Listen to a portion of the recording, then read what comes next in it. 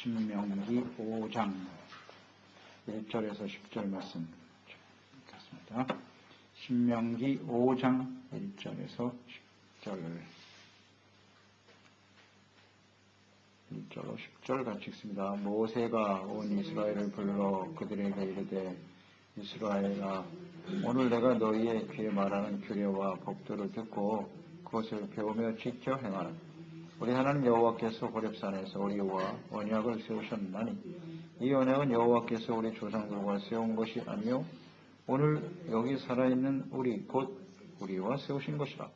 여호와께서 산 위의 불 가운데에서 너희와 대면하여 말씀하시매 그때 너희가 불을 두려워하여 산에 오르지 못하므로 내가 여호와와 너희 중간에 서서 여호와의 말씀을 너희에게 전하였노라. 여호와께서 이르시되 나는 너를 애굽 땅 종되었던 집에서 인도하여 낸 내 하나님 여호와라. 나 외에는 다른 신들을 내게 두지 말지니라. 너는 자기를 위하여 새긴 우상을 만들지 말고 위로 하늘에 있는 것이나 아래로 땅에 있는 것이나 땅 및 물속에 있는 것에 어떤 형상도 만들지 말며 그것들에게 절하지 말며 그것들을 섬기지 말라. 나 내 하나님 여호와는 질투하는 하나님인즉 나를 미워하는 자의 죄를 갚되 아버지로부터 아들에게로 3, 4대까지 이르게 하거니와 나를 사랑하고 내 계명을 지키는 자에게는 1000대까지의 은혜를 베푸시느니라. 아멘. 듣고 배우고 지켜 행하라. 가나안 입성을 앞둔 백성들에게 모세 자신은 가나안 땅에 들어가지 못함을 잘 알고 있습니다. 그래서 이 백성들이 가나안 땅에 자신은 못 들어가지만 이 백성들은 반드시 들어가게 될 것이다. 이것을 아주 확신 있게 증거하고 있죠. 그래서 4장 41절 그 49절 내용에 보면 도피성에 대한 말씀도 하셨고요. 요단 동편 땅을 하나님이 헤스본과 또 바산 왕과의 전쟁에서 승리함으로써 얻게 하셨다.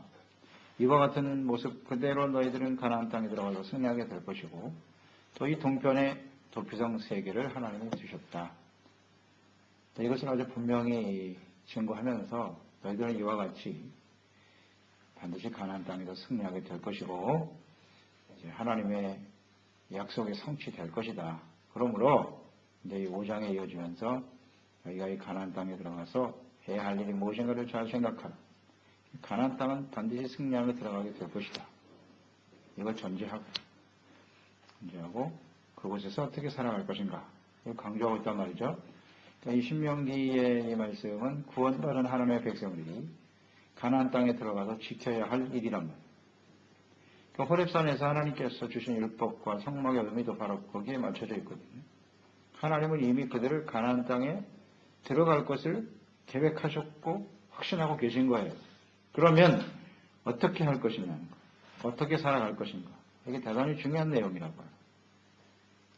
우리가 구원받아서 하나님의 자녀로 살아가는 것, 이것은 이제 하나님의 계획이고 또 하나님의 능력과 은혜로 된 일이에요.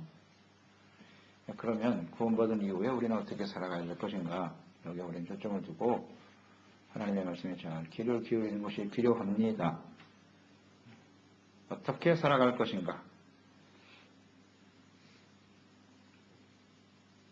어떻게 살아갈 것인가 하는 것이 이제 율법에 잘 나타나 있으니까요. 말씀에 잘 나와 있잖아요.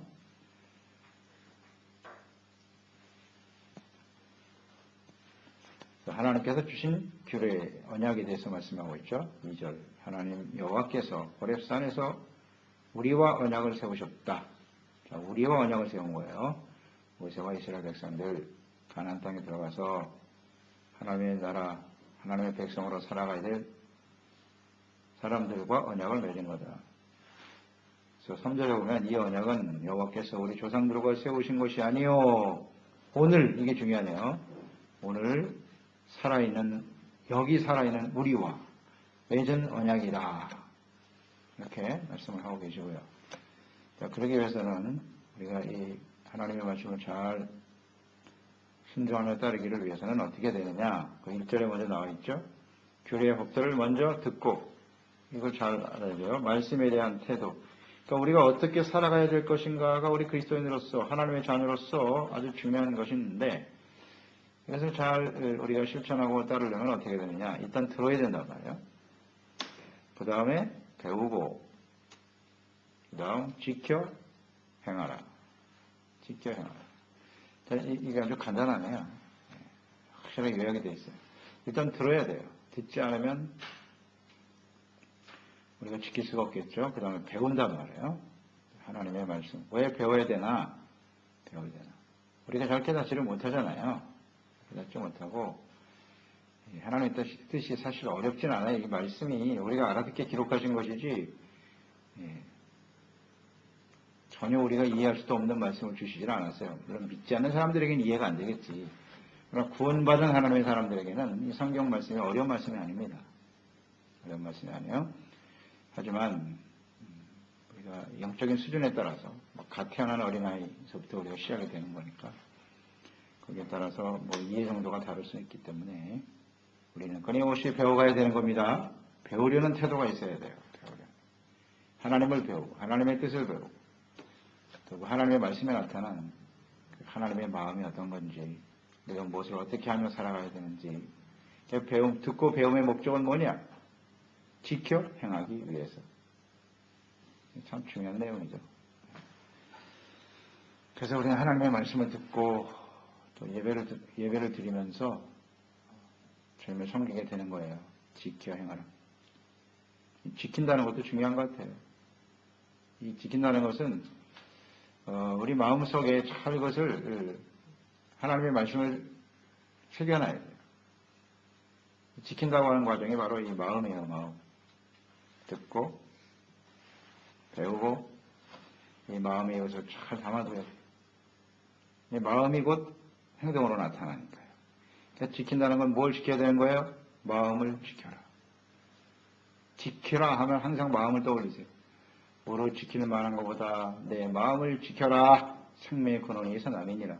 또 우리의 마음이 언제든지 온유하고 겸손한 마음이 되도록 착하고 좋은 마음이 되도록 잘 지켜야 돼요. 우리의 마음을. 마음속에 하나님의 말씀을 잘 신겨놓고 그럴 때 그게 행동으로 나타나겠죠. 그러니까 이 모든 과정을 온전히 이루게 하시는 분이 누구냐? 바로 성령이세요. 하나님이 이제 오늘날 예수 그리스도를 보내신 이후에는 보혜사 성령을 보내주셔서 듣고 배우고 깨닫고 마음에 지켜 순종하도록 하시는 분이 성령이십니다. 구약 성도들이 결국 실패했잖아요. 하나님의 뜻은 이렇게 한 문장으로 요약이 되거든요. 아주 간단해요. 듣고 배우고 지켜 행하면 되는 것이고요. 근데 그게 잘 안 돼요. 사람의 힘으로 안 된다는 거예요. 그게 구약의 결론이에요. 그래서 예수님이 오신 것이고 보혜사 성령을 보내주셨고 성경을 기록하여 자세하게 우리에게 남겨주셨잖아요. 그러니 우리가 얼마나 좋은 시대에 살고 있어요. 구약 성도들보다 얼마나 우리가 좋은 위치에서 하나님을 섬기단 말이에요. 그래도 못 믿으면 안 되지요.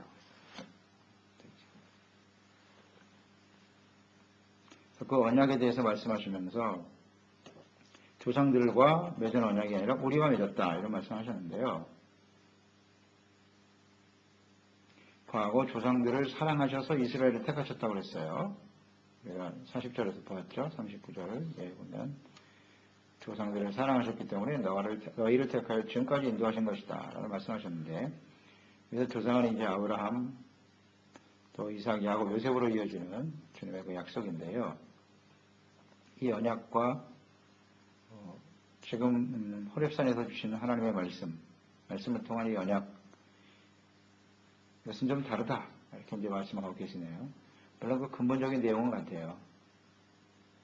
출애굽기 19장에 보면 3절 이하에 하나님께서 이스라엘 백성들에게 언약하신 내용이 나오는데요.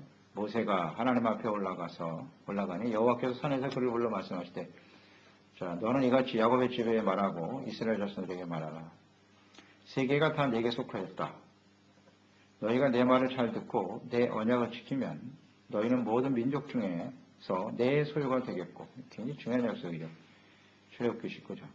너희가 내 말을 잘 듣고 내 언약을 지키면 너희는 모든 민족 중에서 내 소유가 되겠고 너희가 내게 대하여 제사장 나라가 되며 거룩한 백성이 되리라. 너는 이 말을 이스라엘 자손에게 전할지니라. 여기 언약에 대해서 말씀하셨고요. 그러니까 이 언약을 지키면 굉장히 중요한 축복을 주신 거예요. 소유가 되고 제사장 나라가 되고 거룩한 백성이 되리라. 여기 하나님의 뜻이 잘 나타나 있네요. 아브라함에게 주셨던 약속은 그런 거잖아요. 너희가 이제 모든 민족의 복의 근원이 될 것이다. 너희 민족이 이제 창대하게 될 것이고 하는 약속만 주셨지. 그 언약이 이제 모세 시대에 와서 구체화되는 거죠. 시내산에서 아주 구체적으로 주님께서 말씀하고 계시는 거예요. 그러나 뭐 근본적인 내용은 같죠. 하나님의 소유, 제사장 나라. 제사장 나라는 이스라엘을 통해서 모든 사람들이 하나님의 복을 받는 거고. 이게 아버지 뜻이에요. 그래서 그러기 위해서는 거룩한 백성이 되어야 한다. 이게 바로 율법에 나타난, 이 언약에 나타난 하나님의 뜻이죠. 우리 언약을 크게 정리해보면, 이 성경에 나와 있는 언약을 크게 정리해보면, 아브라함에게 주신 언약, 그 다음 호렙산에서 모세를 통해 주신 언약, 그리고 그 다음에는 다윗이죠. 다윗과 하나님의 언약을 또 새롭게 하셨고, 그 다음에 그 언약이 예수 그리스도로 완성이 되죠. 예수님의 언약, 이렇게 크게 네 가지로 정리해 볼 수 있어요. 하나님의 언약. 그러나 그 언약에 나타난 하나님의 뜻은 같단 말이에요. 출애굽기 19장에 또 아브라함에게 주셨던 언약, 그 내용이 같죠. 내 소유가 되고 제사장 나라가 되고 거룩한 백성이 되리라. 이게 하나님의 언약에 나타난 뜻이에요. 그래서 우리를 통해서 모든 사람들이 하나님을 알고 복을 받고 하나님의 나라가 이 땅에 세워지는 것이 하나님의 뜻입니다. 예수님을 통해서도 이와 같은 뜻이 계속 전달되고 있죠. 다윗과 같이 행하면 다윗을 통해서 주변의 모든 사람들이 하나님을 알고 섬기게 되잖아요. 하나님의 이름을 높이고요. 강성해지니까. 예수님을 통해서 온 모든 족속들이 이제 그리스도 안에서 구원받고 생명을 얻게 되잖아요. 그러니까 언약은 끊임없이 이어지는 겁니다.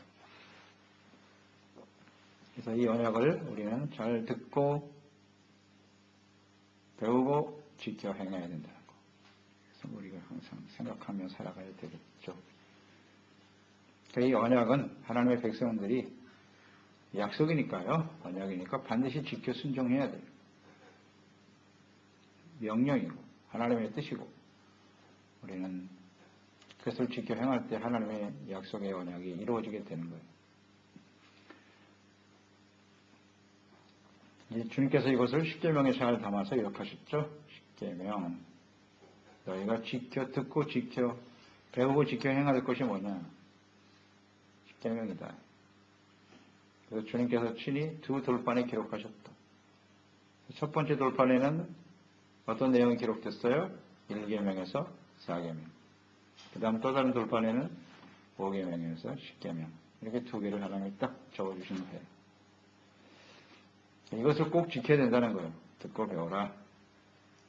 그래서 7절에 보면 1계명에 대해서 나오죠. 나 외에는 다른 신을 두지 마라. 너는 자기를 위하여 새긴 우상을 만들지 말라. 이건 2계명이죠. 1계명이 이제 가장 기초가 되는 거죠. 기초입니다. 하나님 이외에 다른 신은 없다. 유일하신 하나님만을 경외하라. 이 부분이 해결이 안 되면요. 나머지 계명은 뭐 지킬 수도 없고 의미도 없어요. 하나님 한 분밖에는 없다. 그래서 우리 사도신경 전명하사 천지를 만드신 하나님 아버지를 내가 믿사오니 이게 시작이에요. 그게 정리가 안 되면 그게 믿어지지 않고 이것을 우리가 인정하지 않으면요. 우리의 신앙은 올바른 신앙이 될 수가 없어요. 하나님 한 분만을 우리는 믿고 사랑하고 섬겨야 되는 것입니다. 유일하신 하나님, 세상을 창조하신 하나님, 우리를 지으신 하나님, 지금도 살아계셔서 우리를 인도하시는 하나님, 독생자 예수님을 보내주셔서 구원하신 하나님, 이 하나님을 우리가 믿는 거죠. 이게 이렇게 일치가 돼야 된다. 일치가. 천지를 만드시고 율법을 주시고 하나님의 백성을 택하시고 예수님을 보내서 구원하신 하나님, 이게 지금 정리가 안 되는 거죠. 이 하나님의 일치가 안 되기 때문에 유대인들도 지금까지 이게 방황하고 있는 것이고요. 방황하고 있잖아요. 예수님을 보내신 하나님과 천지 만물을 지으신 하나님이 다르다고 생각하는 거예요. 이게 전 문제죠. 근데 오늘 우리도 마찬가지거든요. 우리가 지금 하나님을 믿고 예수를 믿고 있는데 천지 만물을 창조하시고 이스라엘을 애굽에서 구원해내시고 그 많은 큰 권능과 능력으로 이스라엘을 구원하시며 그들과 함께 하시고 그들의 역사 속에 함께 하시고 이 세상을 이끌어가고 계신 그 하나님과 예수 그리스도 안에서의 하나님을 이렇게 잘 연결을 못 시켜요. 믿지를 못하는 거예요. 이게. 그러니까 너무나 쉽게 우리는 하나님의 말씀을 떠나버리고 하나님을 믿고 의지하며 살아가는 이 삶을 우리가 계속하지 못하고 있는 거예요. 하나님보다 여전히 자신의 생각과 뜻을 앞세우고 별것도 아닌 일 앞에서 쉽게 두려워하고 염려하고 걱정하면서 사는 거죠. 이 하나님이 연결이 안 돼요. 우리 하나님은 유일하신 하나님이시고 하나님 한 분만 경배하고 경외하고 믿고 순종하며 따라야 될 사람들이 되는 거예요. 우리 그리스도인들. 하나님의 자녀니까. 그 하나님만 경외하면 돼요. 그런데 이 하나님 두 번째, 우리가 두 번째 계명에서 나타나는 특징이 있죠. 우상을 만들지 말라 그랬는데 우상은 8절에 나와 있죠. 언제나. 우상은 왜 만들어진다고요? 자기를 위하여. 언제나 우상 앞에 나오는 수식어입니다. 자기를 위하여 우상을 만들지 마라. 그러니까 우리가 잘 알죠. 가장 큰 우상이 누구라고요? 자기 자신이란 말이에요. 이걸 잊지 말아야 되는 명심 또 명심해야 돼요. 하나님과 자기 자신. 항상 이 둘 사이에서 우리가 갈등하면서 하는 거예요. 내 뜻대로 살 것이냐 하나님의 뜻대로 살 것이냐. 나를 믿고 살 것이냐 하나님을 믿고 살 것이냐. 그러니까 악한 원수 마귀는 마귀가 하는 일은 우리에게 들어와서 하나님보다 자기 자신을 더 높이는 거예요. 간단해요. 어렵잖아요. 에덴 동산 보세요. 하와에게 나타난 사탄이 한 일이 뭐예요? 너도 하나님처럼 될 수 있다. 간단해요. 그러니까 하나님보다 자기를 이렇게 동급으로 놓거나 그 위로 올리는 거예요. 이게 마귀가 하는 일이라고 계속해서 부추기는 거예요. 인본주의. 아주 좋은 말이지. 휴머니즘. 오늘 그 세상을 가득하잖아요. 하나님 없이도 우리는 낙원을 만들 수 있다. 인간의 능력을 발휘해서 세상을 아름답게 할 수 있다. 다 거짓말이죠. 여기다 속는 거예요. 그러면서 점점 하나님을 밀어내고 있잖아요. 필요 없다 우리에게 하나님은. 자하, 여기 다 속고 있잖아요. 사탄이 하는 일은 아주 간단한 거예요. 자기를 위하여 사는 거예요. 하나님보다 자기가 더 중요한 존재다. 더 능력이 있는 것처럼 착각하고 살아요. 우리는 그렇게 태어나요. 아담과 하와의 후손은 다 그렇게 태어나서 사는 거예요. 하나님에 대한 인식이 없어요.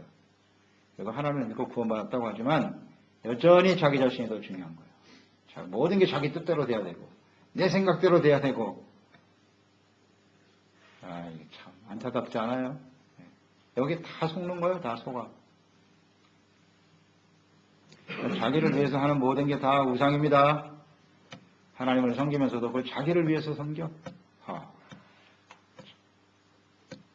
그러니까 하나님은 우상처럼 섬기는 거죠. 우상처럼 섬기는. 주님이 이것을 얼마나 안타까워하시는지. 하나님의 영광스러운 하나님을 썩어버린 우상으로 만들어버렸다 이게 하나님을. 그게 무슨 의미인지 아시겠죠? 자기를 위해서 하는 것, 하나님 말씀 앞에 복종하지 않는 태도, 이게 다 우상입니다. 주님이 하지 말라면 하지 말아야지. 하라면 해야 될 거 아니에요. 근데 우리는 안 하잖아요. 이게 우상이지 뭐 다른 게 우상인가. 감히 하나님 앞에 우리가 어찌 거역을 할 수 있단 말입니까? 주님은 말씀하시는데 해야지. 이게 우상이에요. 정말 조심해야 합니다. 자기를 위하여. 그러니까 영신 하나님을 절대로 형상화해서는 안 돼요. 하늘이나 땅이나 물속에서나 하나님이 만든 피조물이죠. 절대로 형상화하지 말고 그것을 절하지 말고 섬기지 말아라 이렇게 말씀하셨어요. 그들의 미래의 예언이죠. 예언. 너희들이 하나님을 모르는 사람들은 그런 걸 섬길 수밖에 없다. 하나님이 눈에 안 보이고 모르니까 형상으로 만들어서 뭔가 자기의 기복신앙이죠. 자기의 복을 위해서 만드는 건데 하나님을 모르니까 그건 어쩔 수 없지만 하나님의 자녀 백성들은 절대 그래서는 안 됩니다. 그게 바로 거룩함이죠. 차별성, 구별. 자, 그런 세상 속에 우리가 살고 있습니다. 그러니까 오직 하나님 한 분만을 믿고 따르는 사람들이 되어야겠죠. 이건 아주 절대적이에요. 이걸 하나님 앞에 확실한 믿음을 보여드려야 돼요. 이것을 너무나 잘 지켰던 대표적인 사람, 사드락과 메삭과 아벳느고, 다니엘의 친구들, 그렇죠? 새긴 우상을 만들어 그 당시에 바벨론 느부갓네살 왕의 권력은 절대 권력이죠. 절해! 그렇지 않으면 너 불 속에 던져 넣을 거야. 대단한 믿음을 보이잖아요. 불 속에 던진다고요? 그러면 하나님 우리를 구원해 주실 것이고 그리하지 아니하실지라도 우린 절대 절할 수 없어요. 대단한 믿음이잖아요. 이런 믿음을 하나님은 너무너무 귀하게 여기시는 거예요. 그래서 언제든지 우리는 그런 말씀을 생각하면서 우리가 마음을 흔들림 없이 정말 굳게 뜻을 정하고 주님의 영광을 위해서 살아가는 저희들이 되었으면 좋겠어요. 하나님이 그런 사람을 가만두실 리가 없어요. 가만두실 리가 없어요. 역사 속에 쓰임받는 사람이 되는 거예요. 그런 사람을 통해 하나님이 역사하십니다. 저는 이런 믿음을 가지고 단호하게 결단하면서 주님을 섬기는 저희들이 되었으면 좋겠어요. 결국 끊임없이 일어나거든요. 네 뜻대로 살아. 네 생각대로 살아. 내 마음대로 살아. 내가 더 중요한 거지. 이 시름으로 단호하게 잘라버리고 무슨 소리 하고 있어. 하나님을 위해서 살아야지. 이 싸움이에요. 우리 안에서. 우상을 섬기지 말아야 될 중요한 이유가 있다. 9절. 내 하나님 여호와는 질투하는 하나님이다. 잊지 마라. 나를 미워하는 자의 죄를 갚되 아버지로부터 아들에게로 3, 4대까지 이르게 하거니와. 참 감사하죠. 3, 4대까지밖에 안 내려가는 거 얼마나 감사해요. 그러나 10절. 나를 사랑하고 내 계명을 지키는 자에게는 1000대까지 은혜를 베푸느니라. 할렐루야. 야, 하나님의 은혜를 보세요. 그만큼 하나님의 말씀을 잘 좀 지켜 순종하는 것이 중요하다. 그러니까 이 우상을 섬기게 되면 3, 4대까지 이게 미쳐요. 영향이 그대로 내려간다고요. 그러니까 부모가 타락하면 자식들은 당연히 영향을 받겠죠. 영향을 받게 되어 있습니다. 그래서 죄 가운데 살게 돼요. 우상을 섬기는 부모 밑에 태어난 자녀는 우상을 섬기겠죠. 그게 전부지 아니까 그냥. 이게 참 비극이죠. 이게 부모가 잘못됨으로써 자녀가 죽어가는 거예요. 그러니까 우리가 예수를 믿고 구원받으면 우리를 통해서 우리 자녀들이 또 생명과 구원을 얻을 수 있는 길이 열리고 참 감사한 일입니다. 그래서 우리는 부모의 중요성에 대해서 주님께서 이렇게 강조하신 말씀이다 하는 것을 생각하게 되고요. 질투하시는 하나님이라는 거 잊지 말고 우상을 섬기는 순간 하나님께서 그래서 가만두지 않습니다. 여기 보면 미워한다는 말도 나오셨죠? 나를 미워하는 자의 죄를. 그러니까 하나님을 미워하는 게 뭐냐? 우상숭배예요. 우상숭배하고 하나님을 미워하는 일이에요. 자, 우리는 하나님을 사랑해야 되죠? 그런데 어째 하나님을 미워합니까? 그러니까 우상을 왜 섬기느냐? 그 마음속에 하나님을 미워하는 거예요. 하나님을 거부하는 거예요. 하나님을 싫어해요. 그게 우상숭배예요. 싫어요, 하나님. 그러나 하나님을 사랑하는 자는 그 말씀을 듣고 잘 지켜 행하려고 애쓰죠. 온전하지 못하지만 언제나 뜻이 분명하죠. 그래요. 그걸로 정리가 되는 겁니다. 하나 더 생각할 필요가 있겠죠. 이 부모가 잘못해서 아들에게로 3, 4대까지 이르게 한다라는 말씀이 있는데 부모의 저주가 자녀 세대에게 이어진다. 이 말씀을 잘 우리가 생각해 볼 필요가 있어요. 물론 이 하나님 자녀들이 부모의 영향을 받긴 하지만 그러면 자녀 세대가 하나님을 잘 믿고 주님을 바르게 섬기는데 부모가 우상숭배했다고 해서 그 죄와 저주가 자녀들에게 임하느냐? 그건 아니다. 이건 아주 분명하죠. 이걸 잘 정리해서 생각할 줄 알아야 돼요. 이것이 이제 에스겔에 나오죠. 에스겔 18장 14절 이하에 보면 또 가령 그가 아들을 낳았다 하자 그 아들이 그 아버지가 행한 모든 죄를 보고 두려워하여 그대로 행하지 아니하고 17절에 내 규례를 지켜 내 율례를 행할지는데 이 사람은 그의 아버지의 죄악으로 죽지 아니하고 반드시 살겠고 이렇게 나와 있잖아요. 하나님의 뜻이 이렇게 분명해요. 그 아들이 하나님께로 돌아와서 하나님 바르게 섬기면 부모 때문에 죽는 일은 없어요. 반드시 살겠다 그랬어요. 그러나 대부분의 자녀들이 부모의 잘못된 모습을 답습하게 된다는 거죠. 이걸 주님이 경계하신 거예요. 그렇습니다. 그래서 우리는 어떻게 해서든지 유일하신 하나님 한 분만을 경외하고 절대 우상, 자기 자신을 위해서 우상을 향해 데려가는 일은 하지 말아야 한다. 그것이 자녀들을 위한 일이고 자녀들을 복을 받게 하는 길이에요. 그러니까 우리가 하나님 앞에 섰을 때 반드시 우리 자녀들에 대한 평가를 받을 것입니다. 하나님께서. 내가 너에게 자녀들을 주었는데 어떻게 하였느냐? 어떻게 해요? 그만큼 우리는 책임감을 가지고 하나님을 바르게 섬기는 종들이 되어야 하겠습니다. 하나님 아버지, 하나님께서 구원하시는 백성들에게 향하신 하나님의 뜻은요, 하나님의 말씀을 잘 듣고 배우고 지켜 행하는 것입니다. 그러기 위해서 하나님의 말씀을 주신 거예요. 그럴 때 하나님의 택한 백성들은 하나님의 소유가 되는 것이고요. 언약이거든요. 언약의 백성들을 향하신 하나님의 뜻이에요. 제사장의 나라가 되고 하나님의 거룩한 백성이 되는 거예요. 그래서 많은 사람들에게 거룩하시고 살아계신 하나님을 증거하는 것이죠. 이것은 이제 다윗과의 언약으로 모세의 언약, 다윗과의 언약이 예수 그리스도와의 피의 언약으로 이어지고 그 언약 속에서 우리가 구원을 받아 하나님의 자녀가 되었나이다. 그러면 이제 우리는 어떻게 살아야 할까요? 이것이 바로 하나님의 말씀에 나타나는 주님의 뜻이 아니겠습니까? 오직 하나님 한 분만을 경외하고 순종하는 저희들이 되게 하여 주시옵소서. 절대로 자기를 위해서 살아가는 우상에 미혹되지 않도록 우리의 마음을 잘 지켜서 우리와 우리의 가족과 우리 사랑하는 자녀들 또 모든 사람들에게 하나님의 은혜와 축복을 나누는 제사장으로서의 역할을 다하게 도와주시고 하나님의 소유된 백성으로 승리하며 살아가는 저희들이 되게 하여 주시옵소서. 예수님의 이름으로 기도드리옵나이다.